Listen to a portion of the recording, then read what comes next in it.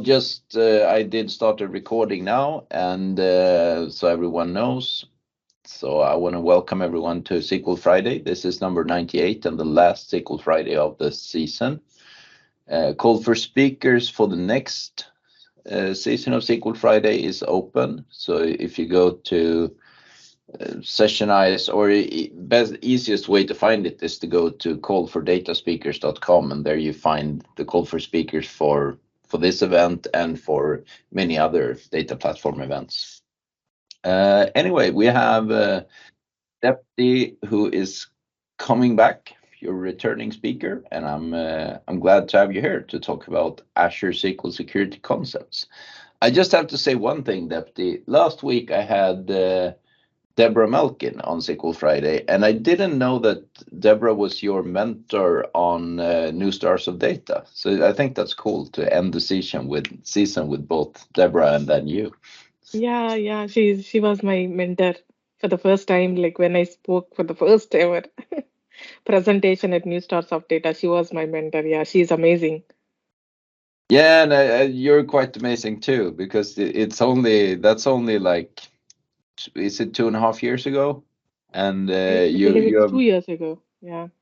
you've come such a long way in that time. So I'm happy to have you back here, and I Thank you so enjoy much. seeing your progress. You're everywhere, and you're doing a good job. Thank you, Magnus. It means a lot. Thank you so much. Yeah. So the stage is yours whenever you want Yeah. to start. Yeah, thank you. If you have questions, people, post them in the chat, and I will monitor the chat for Deepthi. Yeah. Yeah. If it is okay, we can take it at the end. The Yeah, questions at the end. Yeah, sure. that works Thank good. you. Whenever you have a question, type them in the chat so you don't forget it, and then we'll do a Q&A in the end. Okay. Awesome. So hello everyone. Thank you so much for taking your time for attending SQL Friday today.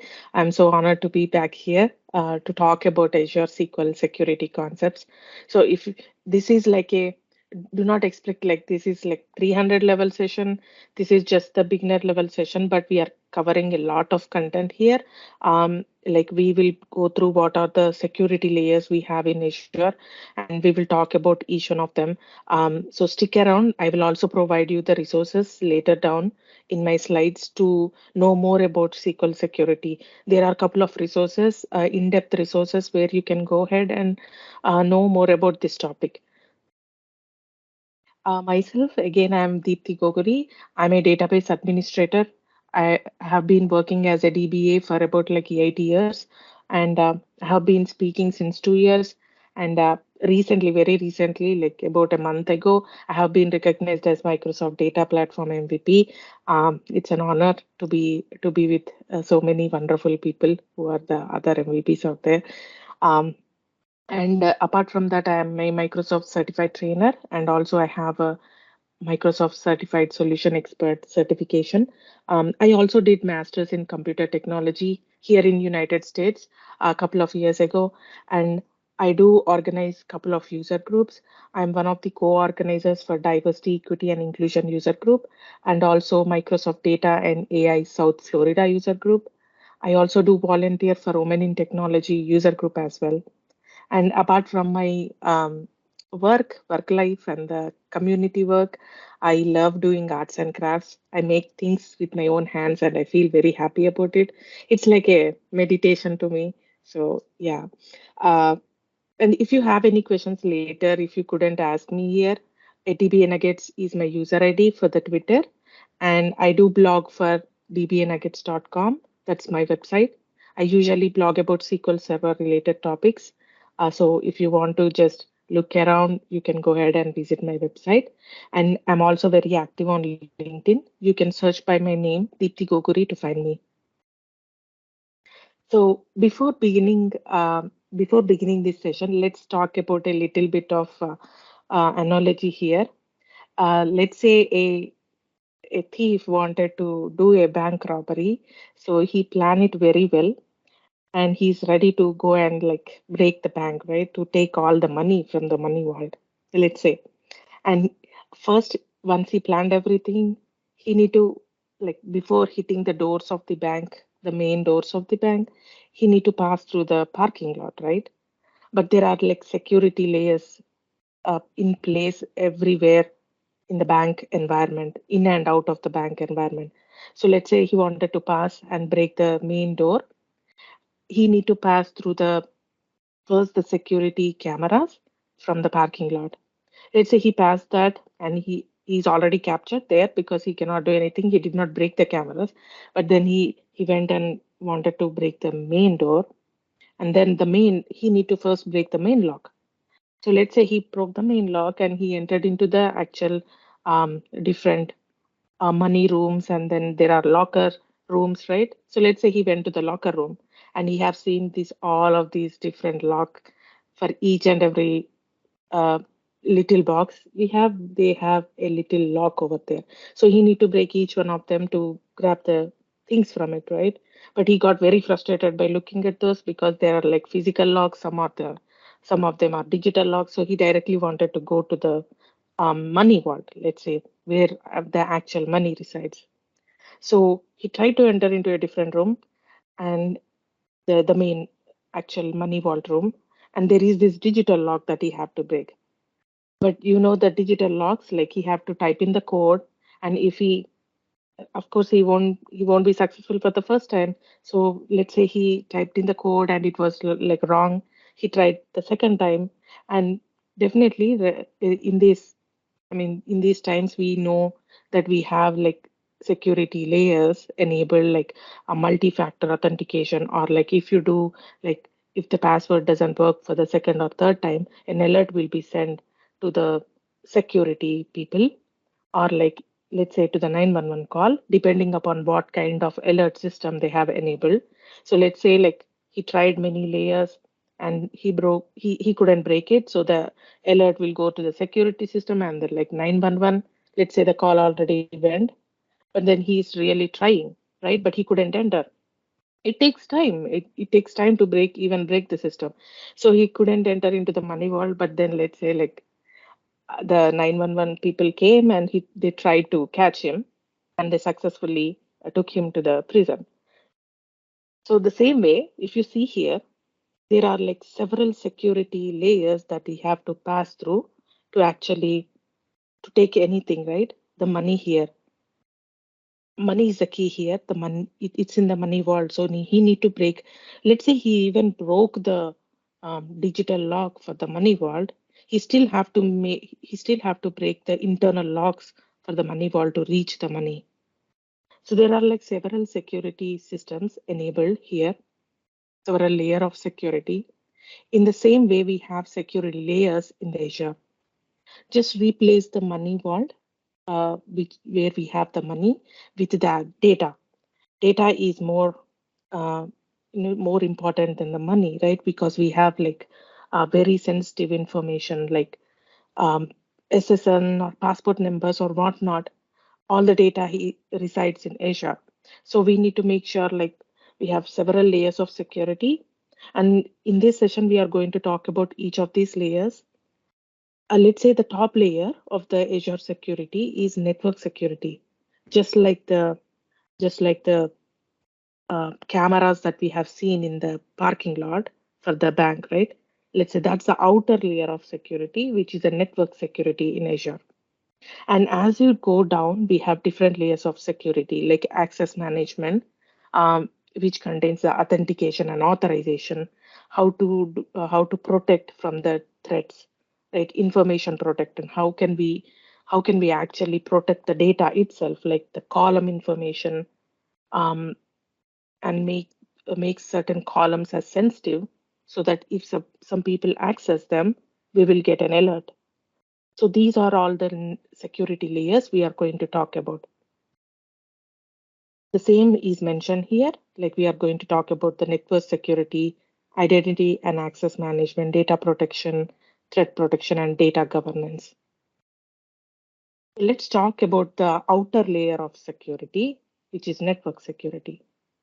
So I placed everything in a single slide here.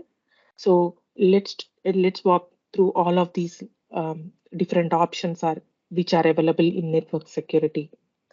So here you are seeing four options. As you go from the left side to the right side, the security will be increased. Like you'll see the most secure ones. So the least secure ones is the allow access to Azure services, and the most secure ones is the private link, where we will be creating the private endpoint. So let's talk about the allow access to Azure services. There is this turn on and off button for this option.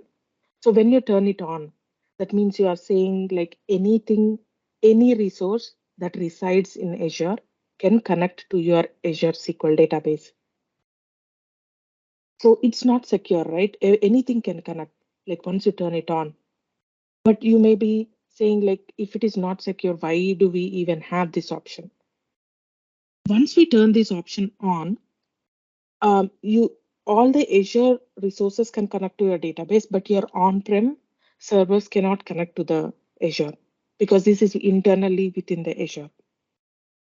But why do we have this option if it is not secure? Is because like if you have a bunch of developers and they wanted to build a database and they wanted to work on certain things and then they wanted to just delete the database once they are done, having this option enabled make them like very easily connect to the database from within the Azure from different resources connecting to your database without any hassle of going ahead and creating the firewall rules and then thinking about more of these network security layers. They can just go ahead and connect and do their work and they are done. Once they are done, they can delete the resource, they can delete the database and they're done. So for those kind of like reasons, this option is enabled, but please make sure it is turned off because it is the least secure.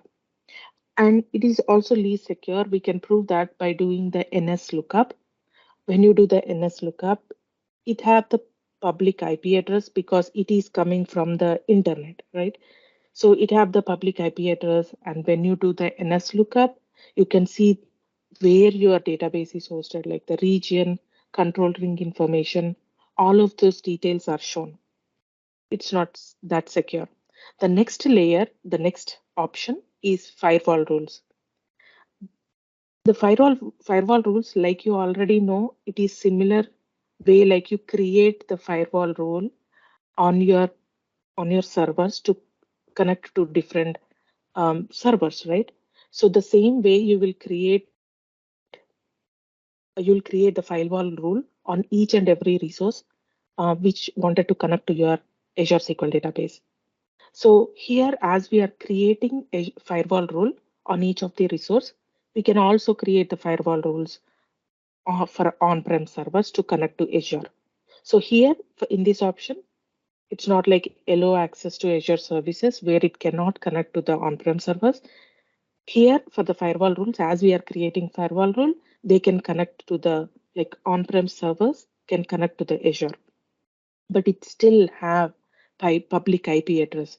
When you do the NS lookup, as it have public IP address, the control ring information, region where your database is hosted is still available. It's still not secure. The third option is virtual network rules.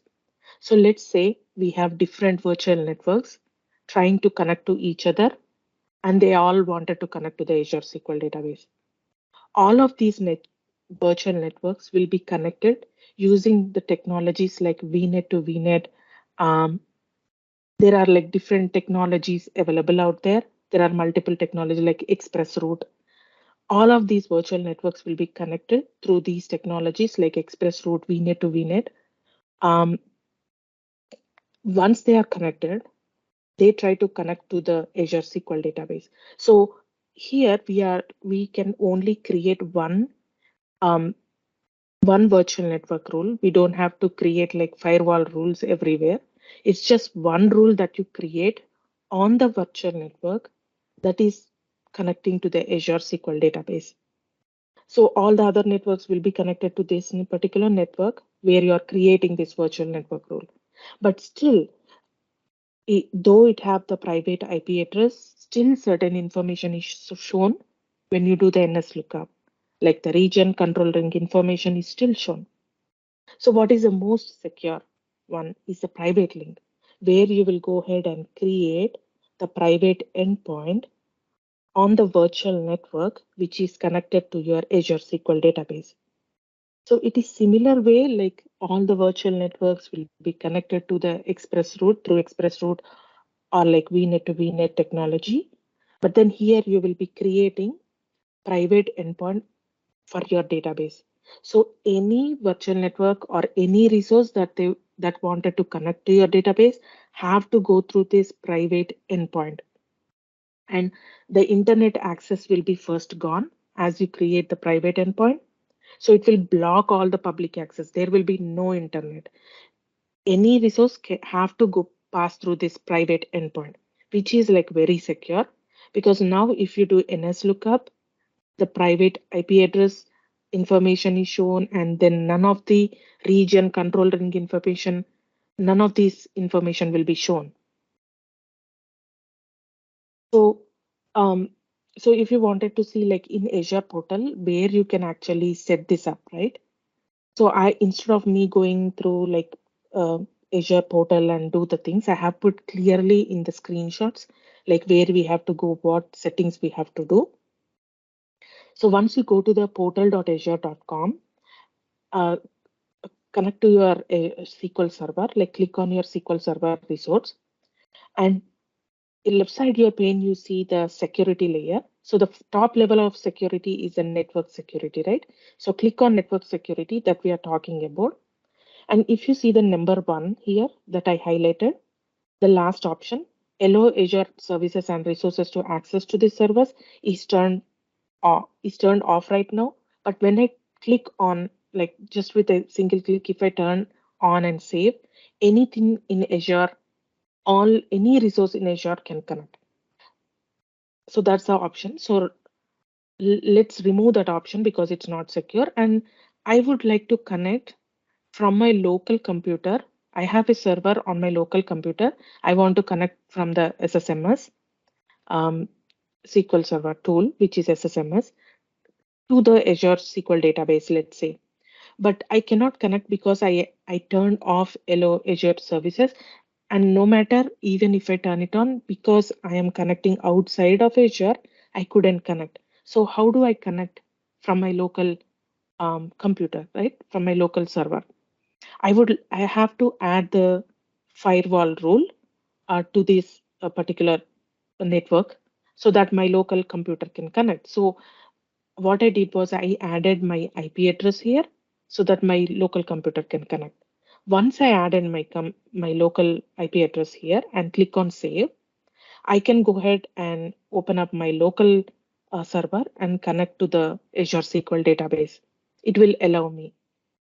So if you do not have like that is enabled, and if you wanted to connect from here, if you connect, it will ask you like whether you wanted to add this particular local IP address to your Azure so that you can connect. You can do that from here as well, but the best way to do is from the Azure portal. But let's talk about the most secure one, which we talked about, the private endpoint, right? So I have deleted the IP address that I have added here. If you see, none of the there are no firewall rules, and I did not enable the allow Azure services as well.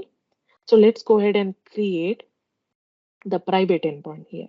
So how do we do that? Again, go to the resource, SQL Server resource, under the security, click on networking, and the second option is private access. Click on the private access where you can go ahead and create the private endpoint. Creating a private endpoint is very easy.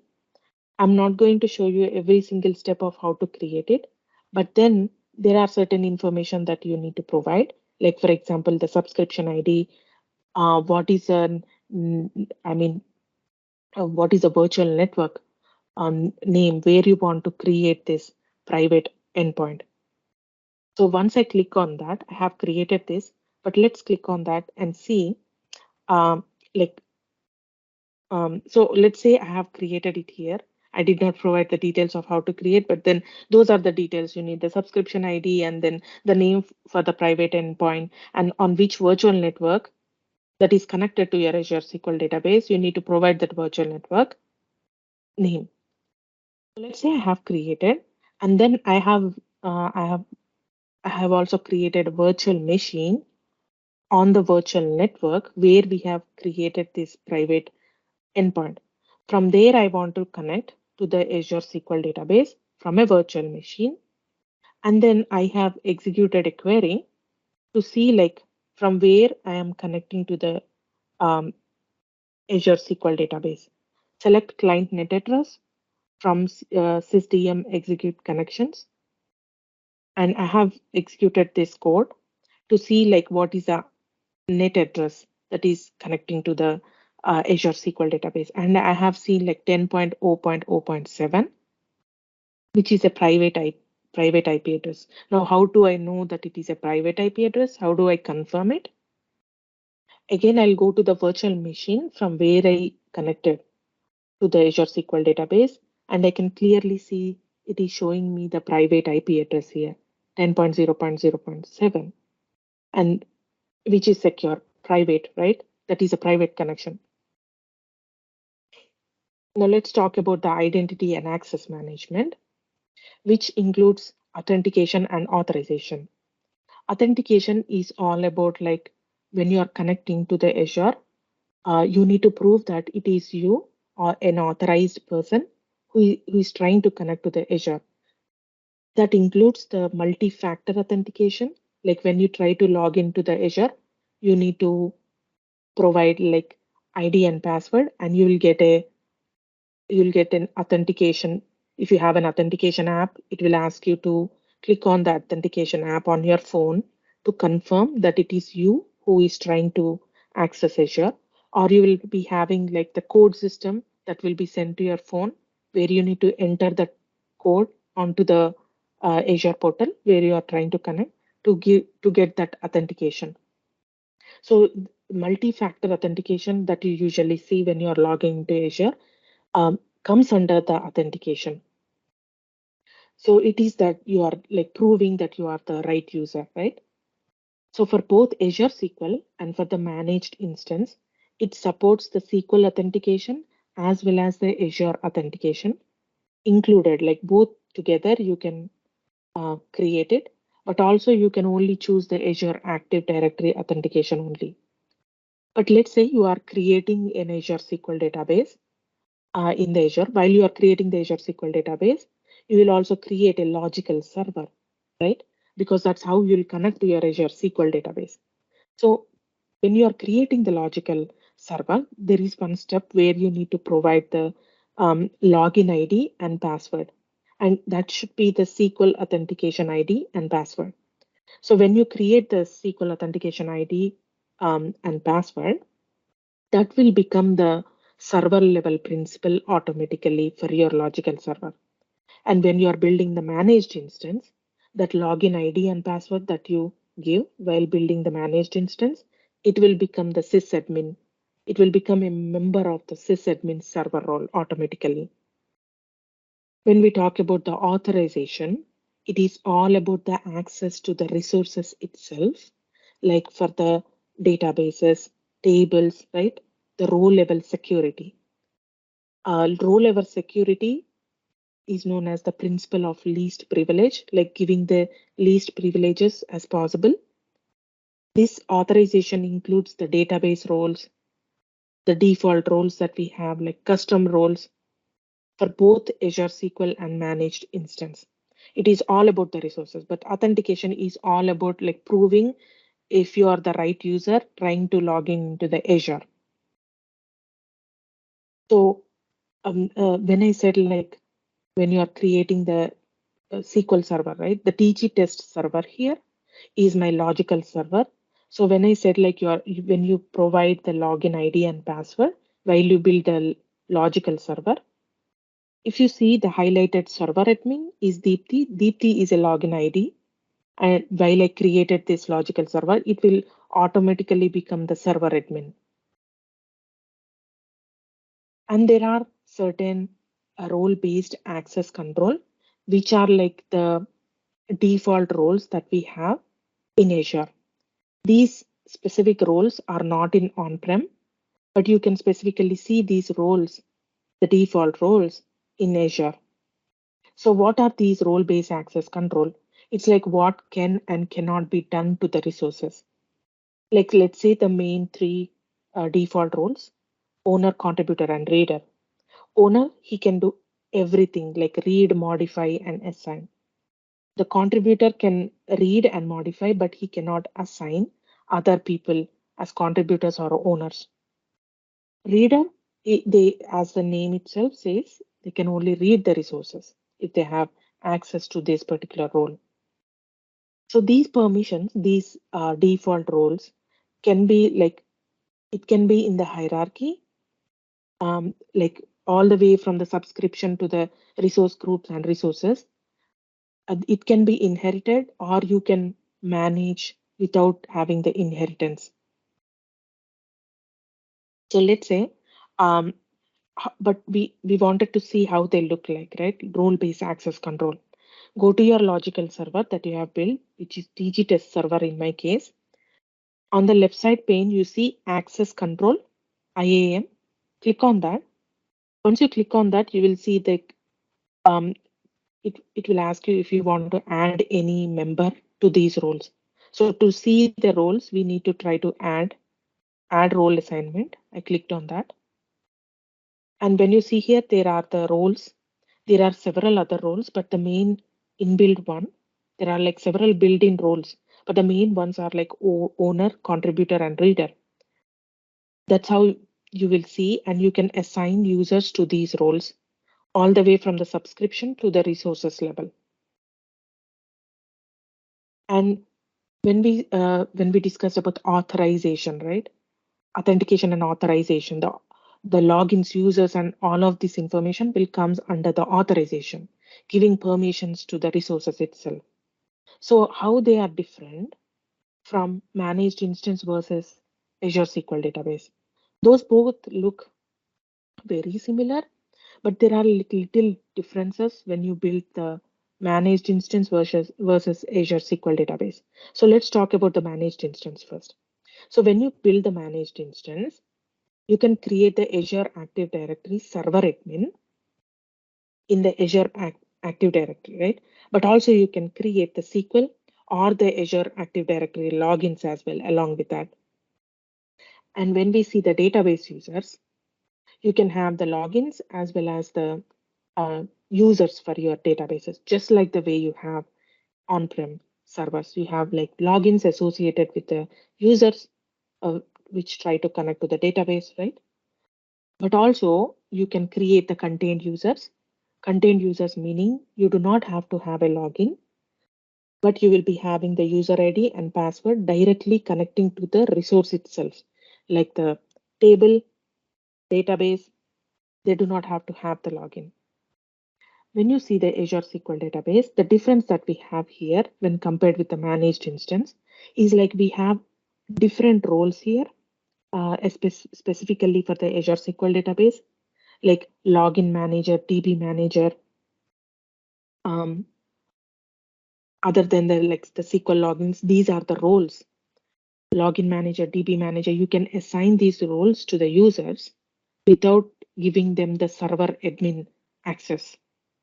They have that different roles in there, what they can do and cannot do. You can assign them separately without giving them the server level access. So here you can create the Azure AD server admin as well.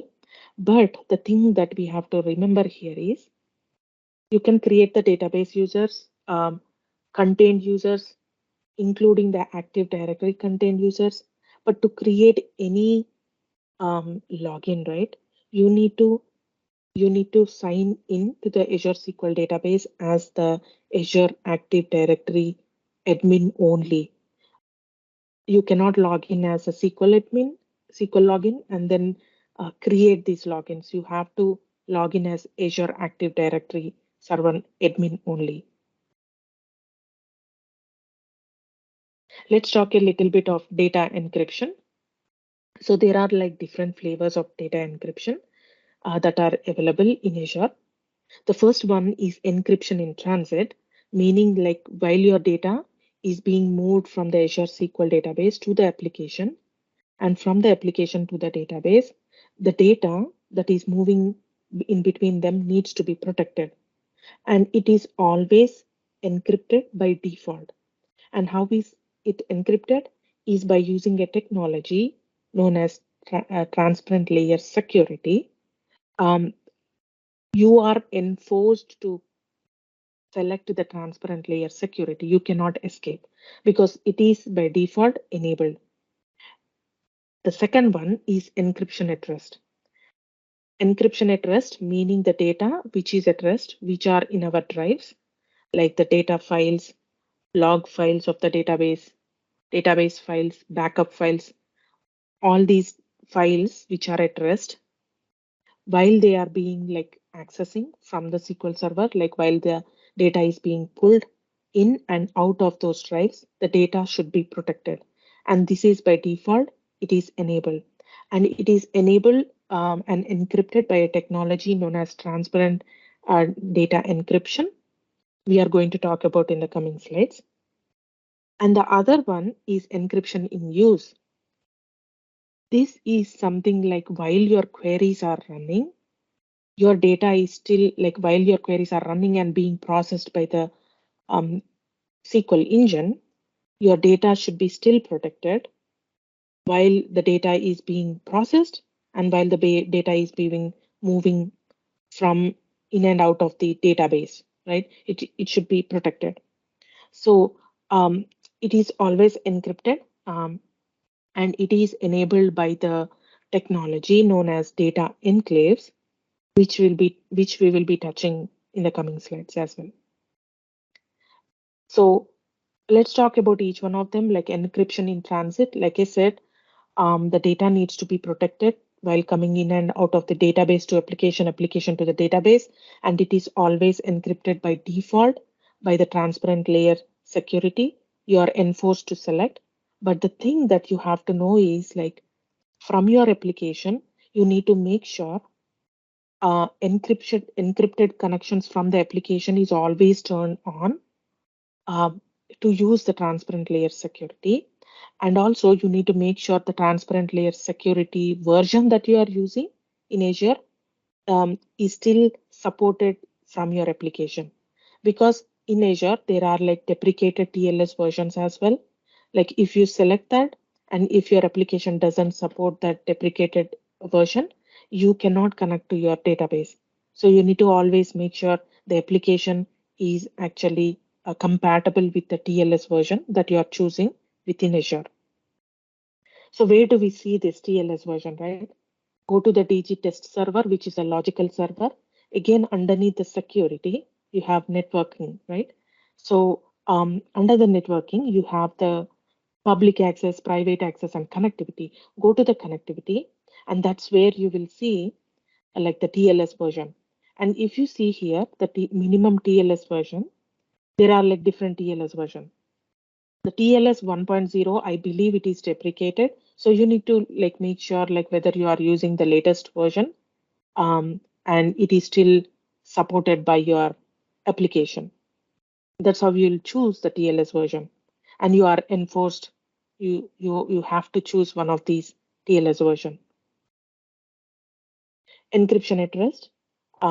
These are all about like encryption at the at the drive level, database files, backup files, all of these. And like I said, like it is being done by the TDE. So by default, it is enabled. That means like Microsoft is going to take care of the encryption, the keys, building the keys, managing the keys. If they are expired, they will renew the keys. They will take care of everything. That's one part of it, which is like Microsoft managed key. You do not have to worry about anything. But there is other option that you can also choose, which is bring your own key. Meaning like you are responsible to generate the key. You are responsible to rotate the key once it is expired. And of course, you will be responsible to provide the access as well. But once we build these keys, right? No matter if the Microsoft is managing the keys, you are managing your own keys. All these keys needs to be stored in the Microsoft product, which is the key vault. So there is this key vault with few clicks you can create it. And you can create multiple key vaults depending upon if you have different departments, or like if you have several clients, they can have their own key vault, so that we everything will be in place and separated from each other. You can always put these keys in the key vault. That's a Microsoft product. So where do we see these TD, transparent data encryption details? Again, go to the SQL server that you have built. Underneath the security, go to the transparent data encryption. Underneath the transparent data encryption, you have two options here. Service managed key is the one which we talked about. Microsoft is going to take care of everything. But let's talk about the second option, which is customer managed key. So let's say I clicked on customer managed key, but I have no key vault enabled. I mean, I did not create any key vault. I did not create any key. Let's go ahead and um, first create the key vault so that we can go ahead and create the key and save that key in the key vault. So before doing anything here, I have chosen the second option, customer managed key, and I would like to go ahead and create the key vault. So to create the key vault, on the search resources on the top bar, you can go ahead and search for the key vault, word key vault. It will open up a window. With few clicks, you can create the key vault. Again, you need to provide the information like what is your resource group, where you are creating the location and the subscription ID, those kind of details. Go to the access policies. Under the access policies, right? This is in the key vault. I have created the keys. Let's say I have created two keys, a very simple to create. Let's say I will be looking into one of those keys, which is the first security demo one key. So here, if you see, it shows the current version, right? That part will be automatically populated. You do not have to worry about that. And then the main thing that you need to provide is the activation key, like activation date and the expiration date, so that once it expires, you need to go ahead and renew it. So I'm clicking on this particular security demo one to show like in-depth details of what we have to provide. So when I open that security demo key, you can see different options here, like key type, which is RSA, key size. Those are all internal algorithms. You do not have to change any of those, but you need to focus on the activation date, expiration date, and if you wanted to give access to this particular key to anyone, you can also do that from here. And as I go to the key vault again, access policies, I have created this key, but for I can also provide the permissions, like I said, right? Here I have given Deepthi Goguri, my username, all the permissions to wrap the key, unwrap the key, access to the key. So once I created the key vault, I have built the key vault, and then I have created the key. Once I done that, I will go back to the security demo SQL server. Underneath the security, go to the transparent data encryption, because that is what we are talking about. We are talking about the transparent data encryption, which will encrypt the data at rest. These are for the files on the drive, right? So we wanted to do it like build your own key. So that is the reason I have chosen the second option, customer managed key. And as we created the key, I will go ahead and select the key. So we need to go ahead and change the key, like if we have one, but we wanted to go ahead and select the key, right? So click on change key. And then once you click on change key, it will ask you like, what is the key vault name, and what is the key that you wanted to use, and what is its version. Remember that once your key is being expired, it is up to you. You have to go ahead and change that version. So to create that version, the last option here, which shows the version, you need to click on create new version, which will create the new version, and then you can activate the key back again. Click on select to select the key. Once you select the key, click on go ahead and click on save. That's how you will be enabling the transparent data encryption. Now let's go ahead and talk about the encryption in use. Like I said, it is the client-side encryption technology. We need to make sure while your data, while your data is being processed by your queries, it is still being encrypted. So there is this technology known as like secure enclaves, the data enclaves. So when we talk about the data enclaves, there is this drive known as SQL client drive. This particular driver will be as the mediator between your database engine and the database client. So as the data will be moved in and out of the database engine, the SQL client driver will make sure it will encrypt and decrypt the data secure way. So this particular secure data enclave is something. It's a separate system. It is designed just to encrypt and decrypt the data while your queries are being processed. So the database engine will delegate the operations on encrypted data to the enclave where the data can be safely decrypted and processed. So mainly these enclaves are used for the queries where you use the complicated operations, like for example, range queries using like the like operator, greater than, less than, sorting, indexing. For those kind of queries, data enclaves will be useful. And let's talk about the dynamic data masking a little bit. It is similar to the way that we have in on-prem. So we are not going very in depth in what it is and what it can do. But the thing is, um, remember that dynamic data masking is all about like masking your data at the column level within your database. And it is not the encryption at rest, meaning it is not encrypting your database files, backup files, log files. It is not encrypting any of those. It is just the masking so that the users cannot view with their eyes those sensitive data. So it is just that. But then if somebody is trying to create a thread and like access your data on drive, they can still do that if they will be able to do that. So creating a dynamic data masking is very simple. Like go to the Azure SQL database that you have built, and remember that like when you have the logical server, SQL server, or the database, you have the security blade enabled on each one of them separately.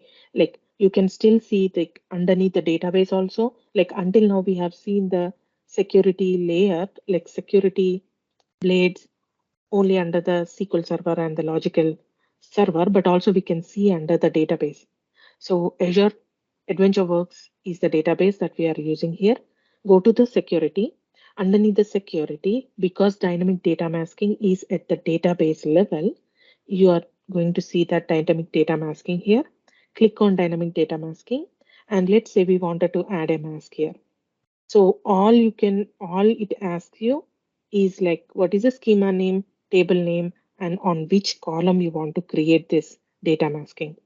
And it will suggest you the mask function as well. And once you create that on your columns within your tables, it is just the way like you provide the permissions on-prem to the other users to unmask the permissions and mask the permissions. It is similar way that you also do the same thing in Azure to unmask and mask the permissions. Like by doing the T-SQL, you will give them the permissions to unmask the data. Let's talk about the threat protection and detection. So underneath the threat protection, we have like Azure Defender. Underneath the Azure Defender, we have two options: SQL vulnerability assessment, SQL threat detection. So SQL vulnerability assessment is like once you enable Azure Defender, it will go ahead and assess your configuration options for your Azure SQL database and in Azure, they have a standard configuration options, like they are like universal, like these are the configuration settings that we suggest you to enable. Like if those suggestions are not enabled, like if those configuration options are not up to mark, then those alerts will be shown in SQL vulnerability assessments. You can go ahead and look into these configuration settings that it is suggesting as per the Azure standards. If you wanted to activate, if you wanted to take the action, you can, and you can you can see these alerts and you can take the action based upon your needs within within your organization. And there is also like SQL threat detection, as the name says, like if there are any threats, it's like a 24 by 7 watchman looking at your house, people coming in and out of the house, whether they are secure, can he allow them to their house or not. It's like the similar way the SQL threat detection is like a constant watch on your Azure. Like for example, if there is this other person from a different location trying to access to the Azure SQL database, and that IP address and that location has never connected to the Azure database before, then you will hit that alert, like that threat alert will be triggered. And if you set up to send an email alert with once you see the threat, you can set it up and you will receive the email immediately once you see that threat. And the next one is apart from the Azure Defender, you have SQL auditing. Similar way, like you have the SQL auditing on-prem, we have that. We can enable that in on Azure level as well. And there is the other one is Azure Security Center. It's like a centralized location where you can see all of this information, like vulnerability assessments, threat detection information, auditing information, everything in one pane. So let's see how we can do the Azure Defender, right? So once you go to the logical server, DG test server, here in my case, again, we can see the auditing blade, right? Underneath the auditing blade, you can see Microsoft Defender for SQL. So you can turn it on. Once you turn it on, it will ask you for the subscription, a name, and the storage account. So where you want to store this information, like the assessment information. Here I would like to store in the storage account. You can click the storage account. You can create one if you don't have. And you can also set up the alert to send an email to you. Here I have provided my email address. You can do that. So once you enable that, it will take a little bit amount of time, like for a little bit, like for certain minutes, like 30 minutes to couple of hours to grab the assessment details from your resources. It will check, and under the logical server, I would like to go ahead and see at the server level. So underneath the security, I'll go to the Microsoft Defender for Cloud to see the details. Like I have waited for a couple of hours to see these recommendations. So I have recommendations, I have findings. I do not see any alerts right now, security alerts. But if you see the recommendation, what it tried to show me here, it is showing like general information. If you wanted to see it in detail, you can go ahead and see view additional recommendations in Defender for Cloud. So once you click on that, right, it will show the recommendations in detail. If you see, it says like enable the multi-factor authentication, manage access and permissions. If you see, there are like green and red color insights. It's like the red color shows like how many resources are will be affected if you do not enable it. So you based upon your needs, you can go ahead and in depth you can see these details. You can also see the same details under the database level. The AdventureWorks is a database, Azure SQL database. Underneath the Azure SQL database security pane, if you see Microsoft Defender for Cloud, you can also see the details in there. And we have like 3 findings here. And as I click on that, as I click on the details within the database, it is showing me the vulnerability assessment findings here. And if you see, there are like severity levels, the high, low severity level. And if you see it have an ID, so these are like coming from the Azure standards, right? How to configure the database and what are the standards. So let's say we wanted to click on the first one, which is security check. Database owners are as expected, but it is showing me the severity as high. Let's go ahead and see what it is trying to say. So once I clicked on that particular assessment details, it is saying me to remove unnecessary database owners to avoid grant excessive permissions. So it also shows me like to remove the remediation script as well, where you can go ahead and directly execute. You can either add these results as a baseline so that the next time it will make sure like these are within the baseline, or you can remove from the baseline as well. It is up to you within your organization and all the details based upon your needs. Let's talk about the auditing. Auditing is not enabled by default. You can enable that at the server level. Like DG test server is a logical server, right? Where we build the Azure SQL database. So on this DG test server, I wanted to go ahead and go to the security pane, go to the auditing, and I would like to just enable it. So I turned it on. Once it is turned it on, it will also automatically turn at the database level under this server. So once I enabled it, we need to also provide the location where we want to save this information. So I would like to save this um, in the workspace, in the default workspace. So it's like the Power BI service workspace. So I would like to create the log, click on the log analytics and click on the default workspace, which is automatically created.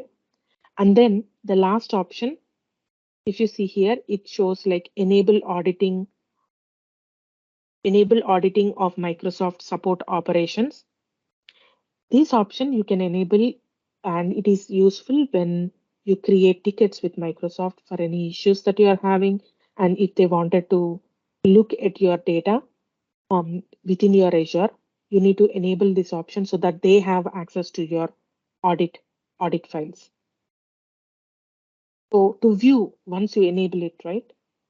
At the database level, also you can see the views. So we are going to the database, Azure SQL database, security pane, go to auditing and view audit logs to view the logs. So once you click on view audit logs, you can have the dashboard. Like you can see the dashboard, click on view dashboard, where it will show an overview of Azure SQL Security Insights, as well as if you see the left side, the circle over there, it will also show the access to the sensitive data, which is related to the data governance. We are going to talk about in the coming slides, but let's focus on the Azure SQL Security Insights, which is like audit reports, right? Click on that to see like what information we have. So it shows the audit distribution here. And if you see the details, it shows like batch completed, database authentication, RPC completed. These are the events, right? For the audit. These are the default events that it will collect. So click on that to see more details. Here you can go ahead and see all the logs. And as you go through, if you wanted to click on one of these logs to see like what kind of statements have executed, from where the connection is coming from, what is the instance name, database name, object name, all the details, just like the way you see like the audit report on-prem, you can see that here. Now let's talk about the data governance, which comes under the data classification. So as we are talking about the data itself, it will come under the database, right? So go to the Azure SQL database, AdventureWorks here in our case, go to the security and go to the data discovery and classification.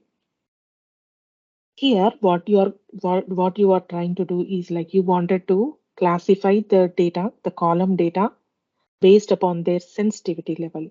Let's say you have like SSN, passport number of the use, like of the users where you wanted to secure, and you do not want anybody to access the data, and you wanted to know if somebody is trying to access that column data, you need to get an alert. In that situation, the data discovery and classification is very useful. It is very simple to set up. All that you have to do is you need to provide the schema name, table name, column name, and it will ask you what sensitivity label it can put on that particular column. There are like highly confidential and confidential. Based upon your confidential information, you can choose the label, and that's it. Once you do that, and once you hit save, it will start collecting the data. All the queries that are trying to access, it will collect the data and it will place under the auditing logs. Right? We have enabled the auditing, so it will come under the auditing again. To see the information, you need to enable the auditing. So again, to view the details of this data governance, who tried to access what, go to the Azure SQL database where you can see the auditing. Again, you can see the auditing logs from the server level or the database level. But as this is data governance at the database level, it's about the data, right? So let's go to the AdventureWorks database, click on auditing and go to the audit records. And once you click on the audit records, it will show you two colors here, the green circle and the blue circle. The blue one represents like what, how many number of queries try to access this particular sensitive label columns. And the green one will represent what queries has actually executed. So click on that to know what queries. And in the details, you can see that, like, for example, here I created the sensitive label on the unit price and the sales order ID. On these two columns I created, so it went ahead and it showed me the query, and all the other details that will show up usually in the auditing logs, right? It will show up here from where it is coming and what query has actually executed, who executed it, all the details. So I believe we covered all of them, all of the security layers. We touched everything. But then if you wanted to actually know in-depth information, like for example, the data enclaves that we talked about, I have just touched it. But if you would like to know in-depth details on each of these security layers, um, Microsoft has this video series with the Microsoft team. Each of the videos are about like 1 hour to 1.5 hours, and there are like 6 to 7 videos specifically designed for the security in Azure. You can go ahead and watch. I have provided those links here. It is, these are like great resources. I have gathered all of the information from I learned all of this information which I placed here from the same video. So please go ahead and view those resources. Very useful. And I would like to thank Magnus one more time for giving me this wonderful opportunity to present for SQL Friday. And after this session, right away, I'm going ahead and I will submit my another session for the next SQL Friday. And if you have any questions later, if you cannot speak here, um, again, those are my contact detail. DBA Nuggets is my user ID for Twitter and the LinkedIn details as well. Thank you. Thank you. It was very thorough. I think with the, I mean, it's basically, you said it's an introduction, and it's an introduction, but it's an introduction to all the levels of security. So really good. Thank you so much for doing that. Thank you, Magnus.